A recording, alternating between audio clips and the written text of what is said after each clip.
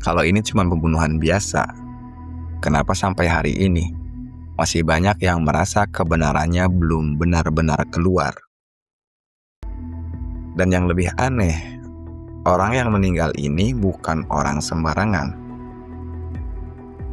Namanya Munir Said Talib, seorang aktivis HAM, orang yang dikenal vokal, keras, dan sering berdiri di depan saat banyak orang memilih diam. Dia menangani kasus-kasus besar dari penculikan aktivis sampai pelanggaran HAM di berbagai daerah. Buat sebagian orang dia pahlawan, tapi buat sebagian yang lain, dia mungkin dianggap terlalu berbahaya.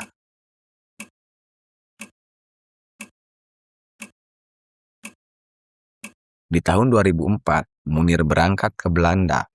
Tujuannya sederhana, melanjutkan studi.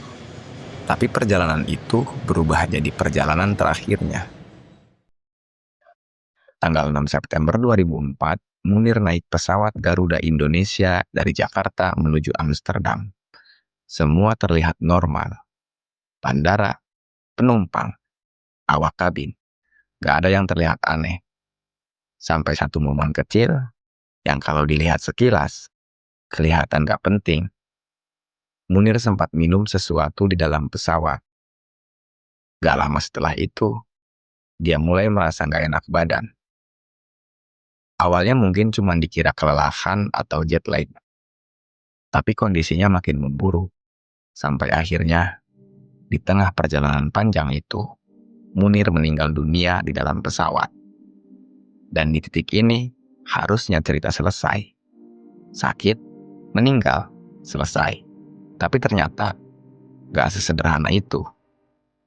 Hasil autopsi kemudian keluar, dan di dalam tubuh Munir ditemukan arsenik, zat beracun, bukan penyakit, bukan kecelakaan.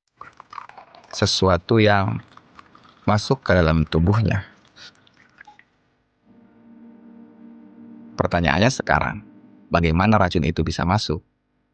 Di dalam pesawat, dengan sistem keamanan, dengan awak kabin, dengan penumpang lain di sekitar. Ini bukan tempat yang mudah untuk melakukan sesuatu tanpa terlihat. Penyelidikan berjalan. Beberapa nama mulai muncul. Salah satunya adalah seseorang yang berada di penerbangan yang sama. Kasus ini sempat diadili. Ada yang dihukum, tapi anehnya, buat banyak orang, cerita ini masih terasa belum selesai. Karena kalau kita lihat pelan-pelan, Munir bukan orang biasa. Dia vokal, dia berani, dan dia banyak menyentuh isu sensitif. Sekarang, dia meninggal karena racun. Di tempat yang seharusnya paling aman dalam perjalanan.